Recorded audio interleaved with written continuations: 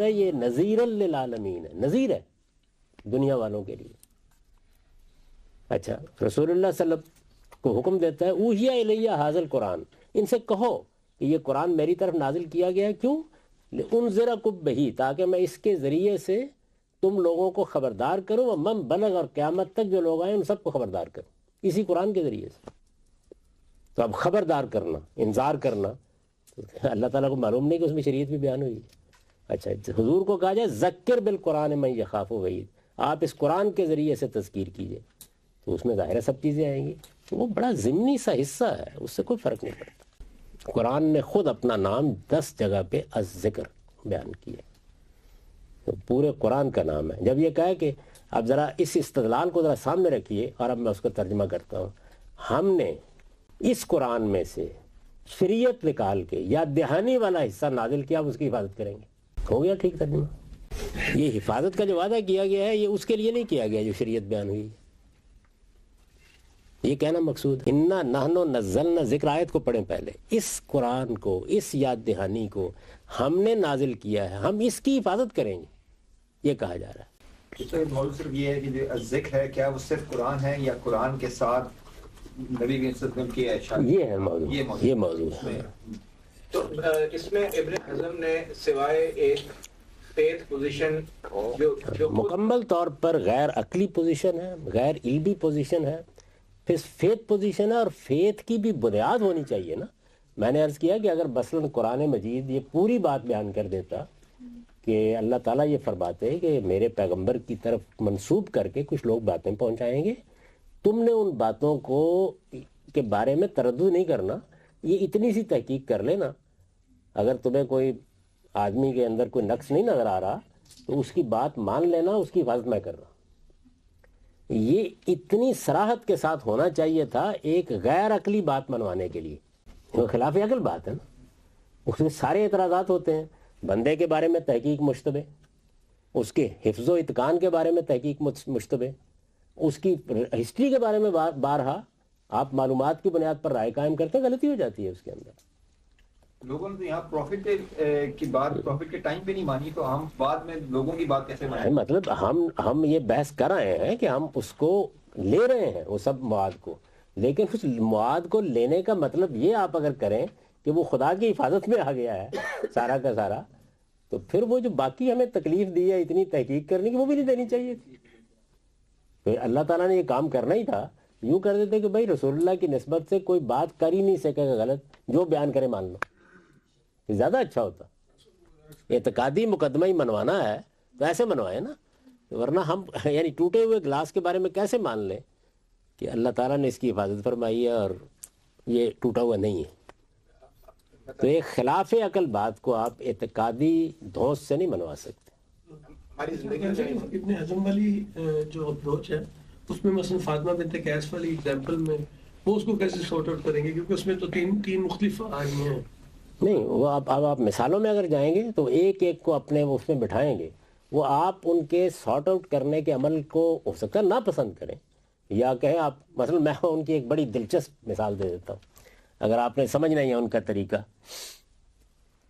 قرآن مجید میں اگر آپ پڑھیں تو سورہ نور میں اللہ تعالیٰ نے قذف کا قانون بیان کیا ہے، کسی پر بدکاری کی تہمت لگانے کا. تو کوئی بھی قرآن مجید اٹھا کے دیکھیں اس میں صرف عورتوں کا ذکر ہے، مردوں کا کوئی ذکر نہیں.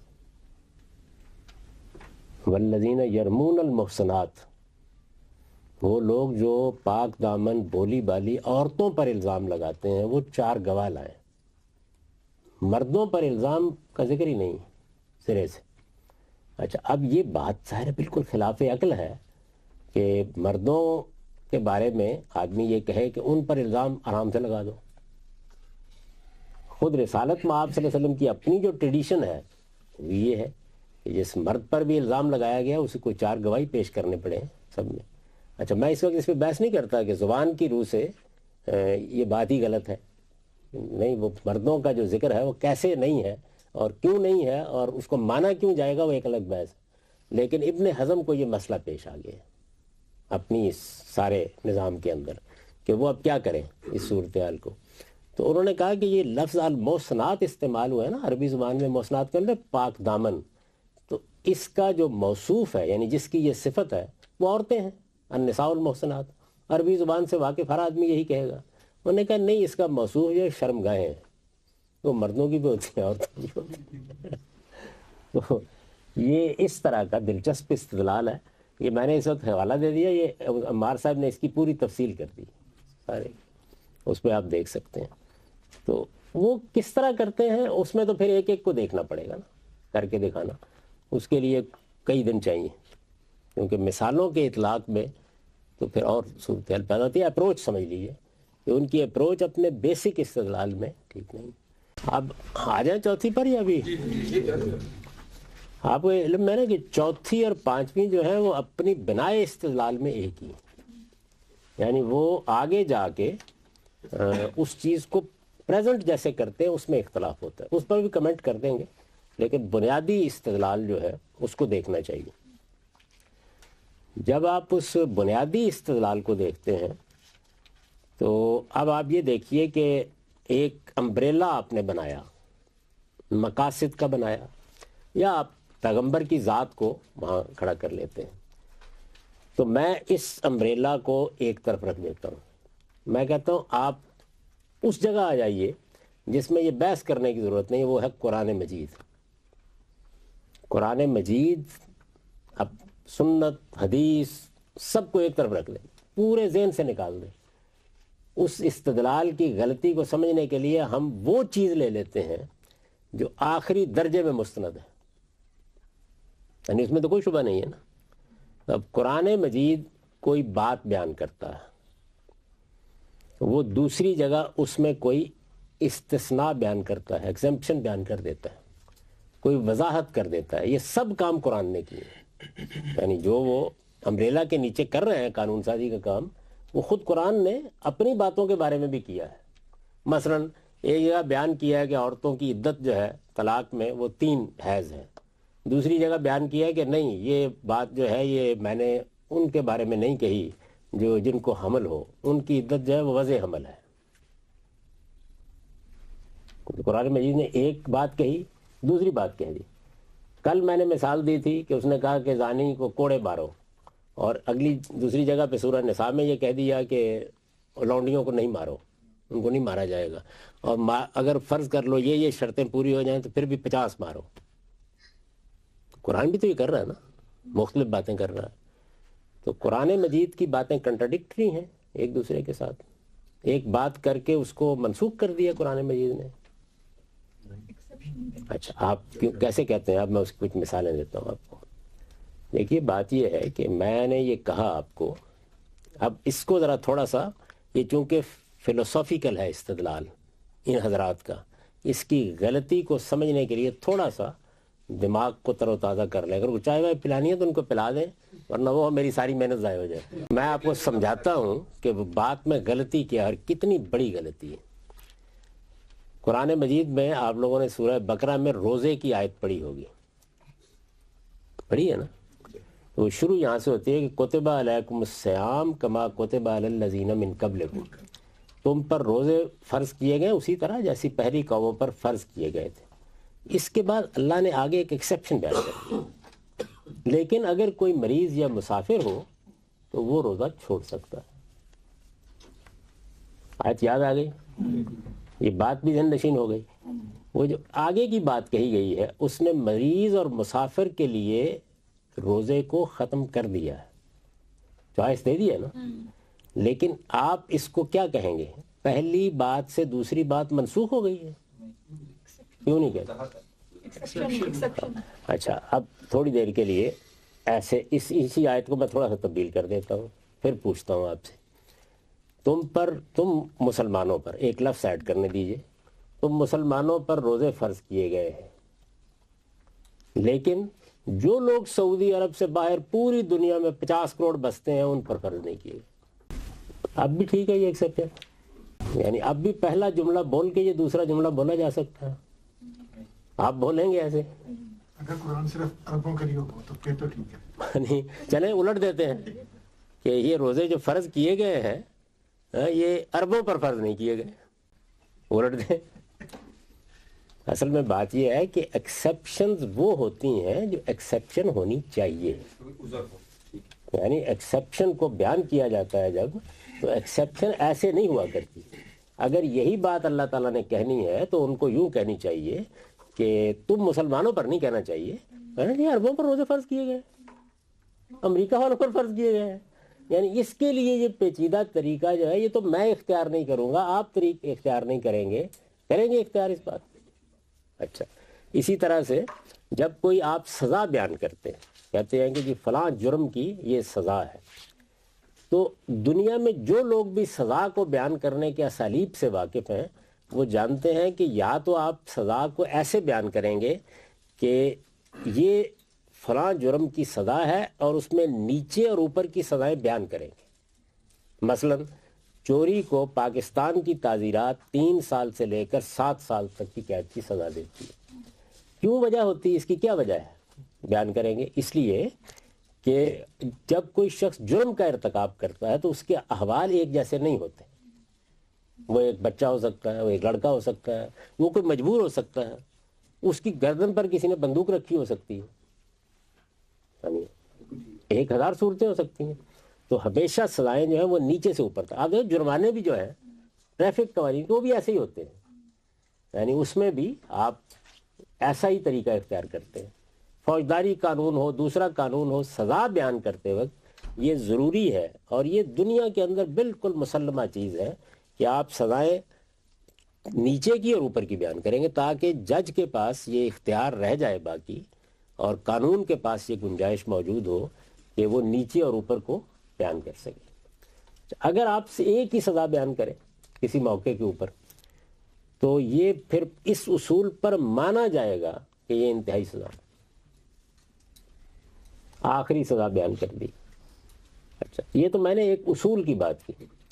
قرآن مجید جو ہے وہ لفظ استعمال کر کے بتا دیتا ہے, اس پر میں نے بحث کیا, آپ لوگ اس کو پڑھ سکتے ہیں کہ یہ میں انتہائی سزا ہی بیان کر رہا ہوں, آخری سزا بیان کر رہا ہوں. اگر ایک بیان کرتا ہے, جہاں ایک نہیں بیان کی وہاں اسی سورہ مائدہ میں آپ دیکھ لیجئے کہ جب فساد کی سزائیں بیان کی ہیں تو نیچے سے اوپر کی طرف دیکھیں آپ, یعنی ایک بالکل آخری سزا کے جلاوطنی, اب اوپر چڑھتی جاتی ہیں سزائیں. ہاتھ پاؤں بے ترتیب کاٹ دینا, سلیب دے دینا, عبرتناک طریقے سے قتل کر دینا. تو وہاں چوائس دیا گیا ہے کہ آپ نیچے بھی آ سکتے ہیں, آپ اوپر بھی جا سکتے ہیں, بالکل خاتمہ بھی کر سکتے ہیں, ہاتھ پاؤں بے ترتیب کاٹ کے زندہ رکھتے ہوئے بھی عبرت بنا سکتے ہیں, اور محض جلاوطنی کی سزا بھی دے سکتے ہیں. اچھا, پھر مزید قانون سازی اس میں کی ہے کہ یہ بھی اس وقت زیر بحث آئے گا قانون جب وہ آدمی جس نے بغاوت کر رکھی ہے یا جو ڈاکے ڈال رہا ہے یا دہشت گردی کر رہے ہیں یہ لوگ, وہ سرنڈر ہونے سے پہلے آپ کے سامنے نہ آئے, یعنی آپ ہی کو پکڑنا پڑے انہیں, اس وقت دیں گے سزا. تو سزا دیتے وقت پہلی بات تو یہ ہے کہ آپ کو بات ہی ایسے کرنی چاہیے. اگر آپ ایک ہی بات کریں گے. اچھا, اب میں نے قرآن مجید کو بھی ایک طرف رکھ دیں تھوڑی دیر کے لیے. تعزیرات پاکستان میں لکھا ہوا تھا کہ چور کی یہ سزا ہے, اس 10 سال سزا دینی ہے اس کو.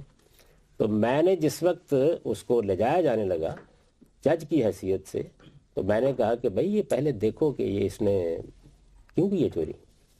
اب معلوم ہے امریکہ میں ایک جج نے پچھلے دنوں اس سٹور کو جرمانہ کر دیا جس میں ایک بھوکے لڑکے نے ایک روٹی, یعنی بجائے اس کو سزا دینے اس کو جرمانہ کر دی. یہ قانون میں لکھا نہیں ہوا تھا. تو وہ ایکسیپشنز جو علم اور عقل کی روح سے سزاؤں کے معاملے میں دنیا کا عرف اور مسلمہ ہے, وہ ایکسیپشن جب بیان کی جائیں گی تو ہر آدمی کی سمجھ میں آئیں گی. آپ ذرا وہ امام شافعی کی وہ بات یاد کیجئے جہاں سے اس نے سارے استدلال کی انہوں نے بنیاد اٹھا دی تھی. یہ قرآن مجید دوسری جگہ کہتا ہے کہ لونڈیوں کو سزا نہیں دی جائے گی. وہ کیوں کہتا ہے؟ ایکسیپشن کیوں کریٹ کیا قرآن نے؟ اس لیے کہ وہ لونڈیاں بیچاری جو ہیں ان کی نہ تربیت ہے نہ تعلیم ہے, ان کو یہ سزا دینا ظلم عظیم ہے. تو وہ ایکسیپشن جو سمجھ میں آ رہی ہے, واضح ہے. ایکسیپشن کریٹ کرنا, کوئی قید لگا دینا. مثلا قرآن نے کہا کہ آپ 100 کوڑے ماریں, آپ کوڑے مارنے لگے تو میں نے کہا کہ بھائی یہ کوڑے مارنے یا درہ مارنا ہے تو یہ اس طرح کا موٹا سوٹا نہیں لینا تم نے، ہاتھ زیادہ اوپر نہیں اٹھانا، چمڑی نہیں ادھیڑنی. یہ ساری باتیں جو میں شرطیں لگاتا چلا جا رہا ہوں یہ وہ کامن سینس کی شرطیں ہیں جو لگاتے وقت آپ کو خیال بھی نہیں ہوگا کہ یہ قرآن میں کہاں ہے. اسی وجہ سے اگر آپ پاکستان کے یا کسی دنیا کے قانون کا مطالعہ کریں تو قانون کا مجموعہ الگ ہوتا ہے، جیسے تعزیر پینل کوڈ ہے، اور پروسیجرل لا بالکل الگ ہوتا ہے. یعنی قانون تو یہ ہے نا کہ آپ نے یہ جرم کیا یہ سزا ملے گی آپ کو، لیکن یہ سزا دینے کا پروسیس کیا ہوگا، کیسے مقدمہ چلے گا، گواہیاں کیسے گزریں گی، یہ سارا کا سارا موجود ہوتا ہے. تو کسی معاملے میں اگر فرض کر لیجئے کہ کوئی ایکسیپشن بیان کرنی ہے کسی جگہ تو آپ کو علم و عقل کی روشنی میں بتانا پڑے گا کہ یہ ایکسیپشن بنتی ہے، یعنی یہ ایکسیپشن ہونی چاہیے، لونڈیوں کی ایکسیپشن ہونی چاہیے، علم کہتا ہے ہونی چاہیے، عقل کہتی ہے ہونی چاہیے. لیکن اگر آپ یہ کہیں کہ میں پہلے یہ جملہ بولوں گا کہ روزے سارے لوگوں پر فرض کر دیے گئے ہیں تو مسلمانوں کے اوپر، اور اس کے بعد باقی دنیا کے 1 ارب لوگوں کو مستثنا کر دوں گا، تو پھر میں کہوں گا میں تو ایکسیپشن بیان کر رہا ہوں. یہ بات سمجھ میں آ گئی؟ کوئی سوال کرنا تو کر لیجئے اس پر. کئی دفعہ ایکسیپشن مطلب قرآن میں کئی جگہوں پہ ایسا بھی ہوتا ہے کہ ایک جو بیان کا اس طرح کا طریقہ استعمال کیا جاتا ہے اس میں ایکسیپشن کے، جیسے وہ سورہ بقرہ کے اندر ہے کہ نماز ان لوگوں پر بھاری ہے سوائے ان لوگوں کے جو خشیت رکھتے ہیں. تو مطلب اس طرح کئی جگہوں پہ قرآن اس طرح کا پیرا استعمال کرتا ہے جس میں ایکسیپشن کا ذکر ہوتا ہے، لیکن یہ تو کسی حکم کی ہے ہی نہیں نا. اس میں تو بڑی سادہ بات کہی جاتی ہے کہ یہ نماز اللہ کی ایک عبادت ہے اور اس کو بھاری وہی لوگ سمجھتے ہیں کہ جن کے اندر خدا کا سچا خوف نہیں ہوتا. میرے کہنے کا مقصد یہ ہے کہ بیسیکلی ایکسیپشن بیان کرنا مقصد نہیں ہے یہاں پہ اس ایکسیپشن بیان کرنے کا نہیں ہے، ایک حقیقت کو توجہ دلانا ہے. ایکسیپشن ہے ہی نہیں. ایکسیپشن یہ ہوتی ہے کہ مثال کے طور پر میں اگر کل بھی یہ جاری ہوتی تو میں آپ سے کہتا کہ جو آدمی کل جو ہے نا وہ ٹھیک 11 بجے نہیں پہنچے گا اس کو 10 پاؤنڈ جرمانہ ہو جائے گا آپ لوگوں میں سے. تو یہ بات تو سب کے لیے کہہ دی ہے نا. اب اس کے بعد 10 پاؤنڈ جرمانہ کرنے کا وقت آیا تو معلوم ہوا کہ حضرت نہیں آئے. بیٹے کو چھوڑنے کا دیکھیے انہوں نے کتنی اچھی مثال دے دی. میری تو راستے میں گاڑی بند ہو گئی تھی. یہ ساری ایکسیپشن ہیں بیان کیے بغیر بھی موجود ہیں. یہ ان کو لفظوں میں بیان کرنے کی ضرورت نہیں. سمجھ میں آ گئی یہ بات؟ تو جس وقت وہ خاص چھتری کے نیچے آپ کر رہے ہو کچھ، مقاصد کے نیچے کچھ کر رہے ہو، میں ابھی مقاصد پر نہیں گفتگو کرتا، جو بھی آپ نے کرنا ہے وہ ہوچ پوچ نہیں ہو سکتا. ایک جگہ آپ یہ کہہ دیں کہ تمام جو زنا کرنے والے ان کی سزا 100 کوڑے ہیں، اس کے بعد کہیں کہ یہ اصل میں کنواروں کے بارے میں کہا تھا، شادی شدہ کے بارے میں کہا ہی نہیں. یہ بات ایکسیپٹیبل ہی نہیں. یہ ایسا ہو ہی نہیں سکتا. آپ تو رسول اللہ کو لا رہے ہیں. یہ قرآن میں بھی اگر 2 باتیں الگ الگ جگہ پر ہوتی تو ایکسیپٹیبل نہیں تھی. ایسے بات کی نہیں جاتی کبھی بھی. ایکسیپشن روزے کے بارے میں بیان کیے کوئی مسئلہ نہیں پیدا ہوا. ایکسیپشن کو آپ نے بیان کرنا ہے تو ایکسیپشن ہونا چاہیے اس کو جس کو آپ بیان کر رہے ہیں. کوئی قید لگانی ہے کہ بھائی کوڑا ایسا ہونا چاہیے، اس کو آپ ہتھکڑی لگا کے نہیں لے جا سکتے جیل میں. یہ ساری باتیں آپ جو بیان کر دیں، 15 بیان کر دیں، یہ وہ ہونی چاہیے کہ جو علم عقل مانتے ہیں کہ بیان ہونی چاہیے بعد میں. روزے کے بارے میں جیسے پہلی امتوں پہ ہم نے روزے فرض کیے ایسا تو نہیں تھا کہ پہلے جو جب بھی روزے فرض کیے گئے ان میں جو ایکسیپشن مریضوں اور مسافروں کے لیے نہیں ہوتی تھی. اس میں اسپیشلی یہ تو بالکل ہی خراب عقل ہے. کیسے نہیں ہو سکتی؟ یعنی پہلے اس کائنات کا خالق مریضوں کو بھی لٹا لیتا تھا. میں یہ سوال یہ ہے کہ اس کا خاص طور پہ اس بات کا ذکر کرنا اس لیے ضروری ہے کہ جب اللہ حکم دے رہا ہے تو بتائے گا نا کہ میں روزے فرض کر رہا ہوں، اس میں کوئی مریض اور مسافر ہو سکتا ہے. یعنی ایکسیپشن شاذ پیش آنے والے معاملات کی ایکسیپشن ہوتی ہے. سوال میرا یہ تھا کہ جو پہلی شریعت جب کہا کہ پہلی امتوں پر بھی فرض سے، ہاں بالکل ان پر مطلب ہے کہ एक्सेप्शन ये इसलिए क्या बताई जा रही है कि उनके ऊपर फर्ज ऐसे ही थे, ऐसी फर्ज थे, ऐसी एक्सेप्शन के साथ, इन्हीं सारी चीज़ों के साथ फर्ज थे। ये तो वो अकली एक्सेप्शन है। जैसे मैंने अभी मिसाल दी कि अगर ये कल आके कहते हैं जी मैं बच्चे को छोड़ना नागुज़ीर था, नहीं आ सका मैं, यानी वो मजबूरियाँ जो हालात के तहत पेश आ जाती हैं लोगों को, वो बयान करने की भी ज़रूरत नहीं होती, लेकिन अगर बयान की जाए तो वो कोई एब्रोगेशन नहीं होती। लेकिन जिस वक्त आप एक ऐसी बात बयान कर देंगे एक जगह और दूसरी जगह उसको कंट्राडिक्ट करने वाली बात बयान करेंगे और फिर कहेंगे कि जी ये वही अमल है जो आमतौर पर एक्सेप्शन में और प्रोसीजरल लॉ में बयान किया जाता है, तो उसको अकल में आना चाहिए, यानी ये वाज़ेह होना चाहिए कि ये वाकई एक्सेप्शन है। तो ये जो मुकदमा कायम किया गया कि कुरान ने ये बात बयान की, जब कुरान ने ये कहा कि बदकार लोगों को 100 कोड़े मारे जाएंगे, तो ये वाज़ेह था कि अगर किसी को उज़र दरपेश है, किसी की तरबियत ठीक नहीं हुई, कोई बूढ़ा आदमी है, वो सज़ा का तहम्मुल नहीं कर सकता, ये सज़ा उसको नहीं दी जा सकती। तो ये इसी उसूल का हज़रत उमर ने इतलाक़ किया था जब उन्होंने अपने ज़माने में जिन लोगों ने कहत की वजह से चोरी की थी उनके हाथ नहीं काटे, इसी उसूल का इतलाक़ किया था। हज़रत उमर इस कुरान के हुक्म को एब्रोगेट नहीं कर रहे थे, बल्कि ये समझा रहे थे अपने अमल से कि ये एक्सेप्शन मौजूद थी उसके अंदर।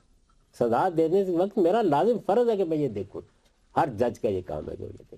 बाज़ जगह राम साहब ये जो एक्सेप्शन है ये तो बड़े इजीली अकली इस्तेमाल में आ जाती है, लेकिन बाज़ जगह ये इतना आसान नहीं होता। मिसाल के तौर पे आप ही की ये जो मिसाल आपने दी ज़ना के मामले में, शादीशुदा और गैर शादीशुदा या कुंवारे लोगों के, अब इसमें नहीं वो तो एक्सेप्शन नहीं आ रही ना, नहीं आ रही, इसीलिए लेकिन लाई भी जा सकती है अकली इस्तेमाल से।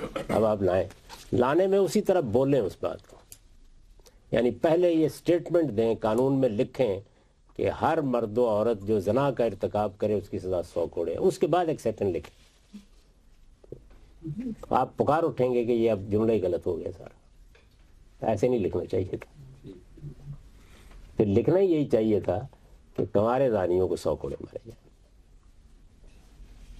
यानी एक्सेप्शन वो होती है कि जिसके लिए इसकी ज़रूरत ना पड़े कि मैं आपको बताऊं, जिसको बयान भी सिर्फ इस मकसद के लिए किया जाए कि किसी गलतफहमी से लोग बच जाए, वरना ना बयान किया जाए। अब मैं उसी जगह आ जाता हूँ।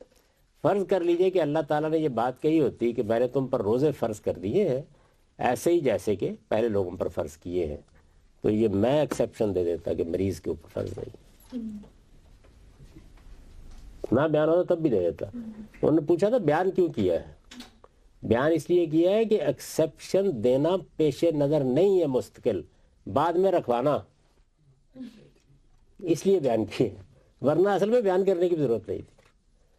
वो अगली बात बयान करने के लिए बयान किया है कि बाद के दिनों में रोज़े पूरे करने होंगे, वरना तो एक आदमी ये इस्तेदलाल कर सकता है ना कि भाई रमज़ान का महीना आया था, मैं बीमार था, नहीं रखे मैंने रोज़े, खत्म हो जाती बात। अल्लाह को चूंकि ये मंजूर नहीं है तो इसलिए खुद एक्सेप्शन बयान किया। अगर ये एक्सेप्शन होती कि रमज़ान के रोज़े तुम पर फ़र्ज़ किए गए हैं लेकिन मरीज़ और मुसाफिर को रोज़ा रखना ज़रूरी नहीं है, अगली बात कहना मकसूद ना होता तो ये कुरान में आयत ना होती, अगली आयत की ज़रूरत ही नहीं थी। वो एक्सेप्शन मैं दे देता, वो हर फ़कीह देता है, रोज़ देते हैं हम आप लोगों को। लेकिन इस सूल पे तो फिर एक बड़ा मसला ये पैदा हो सकता है, जैसे यही चीज़ नमाज के बारे में इसी इस्तेदलाल को अगर सामने रख दिया जाए तो हम एक्सेप्शन दे सकते हैं, लेकिन नमाज के बारे में हम जानते हैं कोई एक्सेप्शन नहीं। वहाँ भी यही है ना कि वो जिसने नमाज फ़र्ज की है उसमें बताया उसने कि एक्सेप्शन नहीं है। यानी नमाज के बारे में भी अगर आप देखें कि एक जगह कुरान मजीद कहता है कि नमाज का एहतमाम करो, वक्त की पाबंदी के साथ करो, फिर कुरान खुद बताता है कि तुम नमाज को कोई मुश्किल पेश आए जो कसर कर सकते हो, जमा कर सकते हो। फिर ये बताता है कि कसर और जमा तो अलग रही, तुम चलते हुए पढ़ सकते हो, तुम सवारी पर बैठे हुए पढ़ सकते हो। तो ये सारी चीज़ें जो कुरान मजीद ने बयान की हैं ये मुख्तलिफ अहवाल के लिहाज से इनमें कोई किसी को एब्रोगेट नहीं कर रही। जो चौथा स्कूल ऑफ थॉट था जो हमने, चौथा स्कूल ये कह रहा है ना कि ये देखिए मकासद के तहत आपने एक कानून का हिस्सा बयान किया कुरान में, उन्हीं मकासद के पेश नज़र एक दूसरा हिस्सा बयान कर दिया हदीस में, तो अब वो दूसरा हिस्सा अगर तो उस नौइयत का है जो प्रोसीजर बयान कर रहा है, جو ایکسیپشن بیان کر رہا ہے اور وہ پروسیجر اور ایکسیپشن بنتا ہے تو بھائی اعتراض کس کو ہے؟ اگر وہ ایسی بات آپ منوانا چاہیں گے تو وہ محض اس چھتری کی وجہ سے نہیں مان لی جائے گی. اس لیے میں نے مثال دی کہ وہ تو قرآن میں بھی اس طرح کی آیت ہو تو پھر بڑا مسئلہ پیدا ہو جائے گا. یہ کیا بات کی ہے اللہ تعالیٰ نے؟ یہ اپریشیٹ ہو گئی بات ساری. تو اصل میں مسئلہ وہیں کا وہیں کھڑا ہے. اتنے فلسفیانہ انداز سے اس کو حل کرنے میں بھی کامیابی نہیں ہو سکتی، پاسبل نہیں، ممکن نہیں. استاد اس طرح جس طرح قرآن کا وضو کا ملتا ہے کہ اس طرح پاؤنڈ ہو اور پھر رسول صلی اللہ علیہ وسلم کہتے ہیں کہ مسح کر لو، تو ہمیں اسے کیا ایکسیپشن رکھیں گے، اسے کس طرح ٹریٹ کریں گے؟ جی بالکل ایکسیپشن ہے، اور اس کا اصول موجود ہے قرآن میں. یعنی وہ ساری باتیں سامنے رکھ کے رسول اللہ نے ایکسیپشن دی ہے، وہ بھی ایکسیپشن ہے.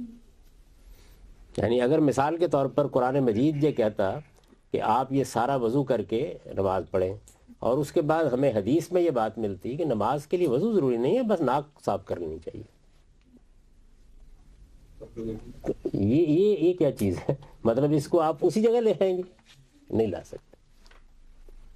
ایکسیپشن ہونی چاہیے. یعنی اگر آپ کہتے ہیں کہ حدیث نے ایکسیپشن بیان کیا تو وہ ایکسیپشن ہونی چاہیے. اگر آپ کہتے ہیں پروسیجر بیان کیا تو وہ پروسیجر ہونا چاہیے. جو آپ کہہ رہے ہیں وہ اس جگہ آئے گا تو ایکسیپٹ ہو جائے گا، لیکن اگر وہ اس جگہ کو پھلانگ گیا ہے تو پھر وہ ایکسیپشن نہیں، وہ ایبریگیشن نہیں ہے. اگر اس جگہ آئے گا تو پھر کنٹرڈکشن رہے گی نہیں. وہ کنٹرڈکشن وہاں رہے گی نہیں، وہ اصل میں پھر ایڈجسٹ ہو گیا، کنٹرڈکشن نہیں رہی.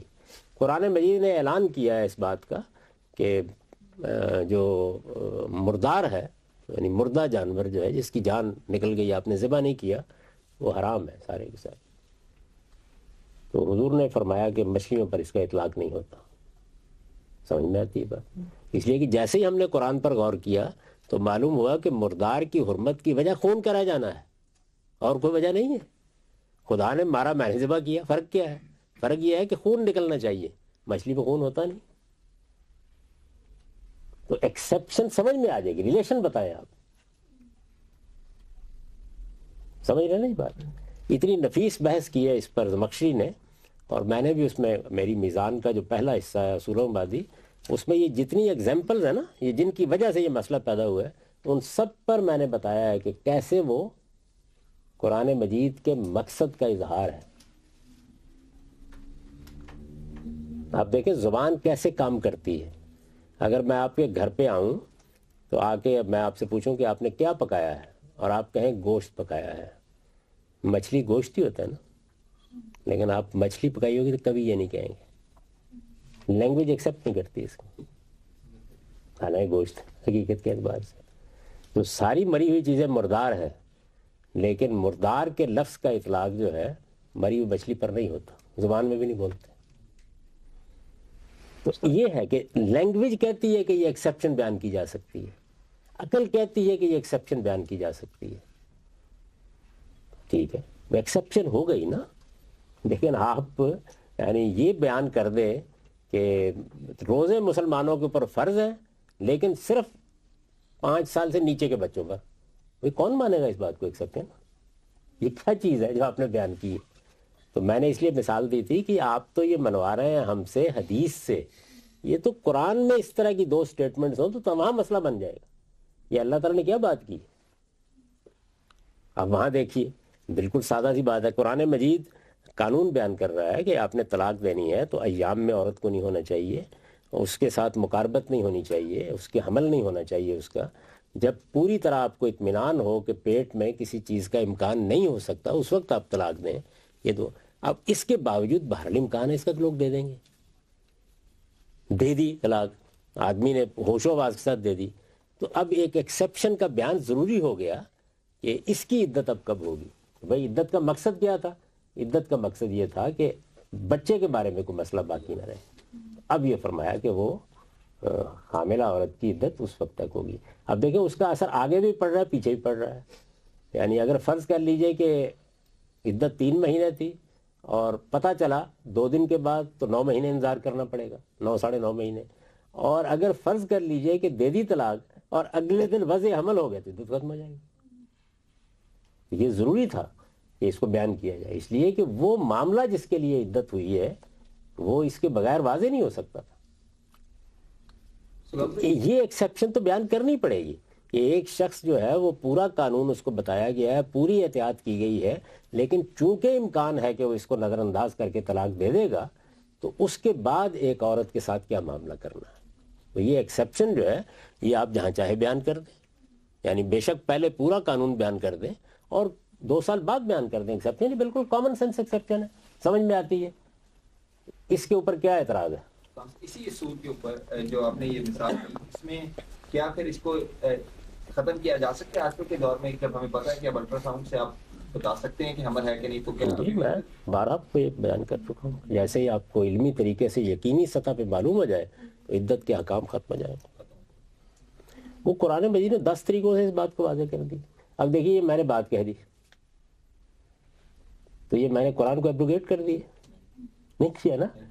کیوں؟ وجہ کیا ہے؟ وجہ یہ ہے کہ جو قرآن مجید نے یہ بات واضح کر دی ہے کہ اصل باعث کیا ہے, سبب کیا ہے. اچھا, اسی طرح سے جب یہ پتہ چل جائے کہ فلاں حکم کو دینے کی وجہ یہ ہے, وجہ باقی ہوگی حکم باقی ہوگا, وجہ ختم ہو جائے گی حکم ختم ہو جائے گا. یہ ساری باتیں ایک عالم بھی کہتا ہے, ایک فقیہ بھی کہتا ہے, روز سارے فقہا کہتے ہیں. اس طرح کی بات رسول اللہ سے معلوم ہوگی تو کون نہیں مانے گا, مانی جائے گی. لیکن اگر آپ ایک ایسی بات کہہ دیتے ہیں کہ جس کے نتیجے وہ پہلا سٹیٹمنٹ جو ہے وہ اپنی ذات ہی میں ختم ہو جاتا ہے, تو یہ بات تو خود وہاں نہیں قبول کی جا سکتی کہ اگر وہ قرآن میں اللہ تعالیٰ 2 مرتبہ کہہ دیں تو بس پھر آپ اعتقاد نہیں مانیں گے, علم و عقل میں نہیں مانا جا سکتا اس بات. تو یہ حضرات مجھے کوئی عقیدہ نہیں بتا رہے تھے, یہ ایک منطقی قضیہ قائم کر کے ایک فلسافیکل بنیاد فراہم کر رہے تھے. تو میں نے اس کا تجزیہ کر کے آپ کو بتایا کہ وہ فلسافیکل بنیاد بہت کمزور ہے, اس کی بنیاد پر ایسی چیزیں نہیں مانی جا سکتی. لیکن ہم بھی سب عدت میں ایک بات, مطلب اس میں ایک آپشن رجوع بھی تو ہوتا ہے. عدت موضوع نہیں اس وقت, سوال بس وہ کریں. اور اس طرح قرآن جب کہتا ہے کہ زانی کو 100 کڑے لگائیں اور حضرت صلی اللہ علیہ وسلم اکثر رجم کرتے ہیں, تو یہ پھر اگین یہ ایکسیپشن ہوگی. یہ کیسے ایکسیپشن ہے بتائیں آپ کی عقل مانتی ہے ایکسیپشن ہے؟ پھر ہم اس کس زمرے میں جائیں گے کہ یعنی کہ قرآن ایک چیز کہہ رہے ہیں صلی اللہ علیہ وسلم, ہم روایات سے ہم ایک اور چیز. کنٹراڈکشن ہے سیدھی سیدھی, یہ پھر کنٹراڈکشن, بالکل تیسری کنٹراڈکشن. اس میں احناف نے بالکل ٹھیک بات کی ہے کہ یہ ایبروگیٹ ہو گیا, آیت جو ہے وہ منسوخ ہو گئی. اس پر ہم تبصرہ کر چکے ہیں کہ منسوخ کہیں گے تو پھر ہم کیا کہیں گے. دیکھیں نا, آپ کہیں گے محتمل المعانی ہے, اس کا مطلب یہی ہے. سوچیں تھوڑی دیر کے لیے, اس پر ہم تنقید کر چکے. آپ کہیں گے ایبروگیٹ کر سکتا ہے, اس پہ تنقید کر چکے. آپ کہیں گے کہ یہ تو اللہ کی حفاظت میں ہے, دونوں باتیں بیک وقت مان لو. دونوں باتیں بیک وقت اگر قرآن میں کہیں ہوں مختلف جگہوں کے اوپر, وہ بھی ایکسیپٹیبل نہیں ہوگی. ایکسیپٹیبل علم کی زبان میں کہہ رہا ہوں. یعنی آپ مجھ سے کہیں گے اللہ کی کتاب ہے, سر جھکا دو میں مان لوں گا, لیکن یہ کہ یہ باتیں متوقع نہیں ہے کہ اللہ تعالیٰ ایسے کہے گا. میں نہیں کہتا, آپ نہیں کہتے, تو اللہ کیوں کہے گا یہ بات؟ تو آپ ہم سے اس بنیاد پر یہ بات نہیں منوا سکتے. بس جناب, یہ تو قضیہ ہو گیا مکمل.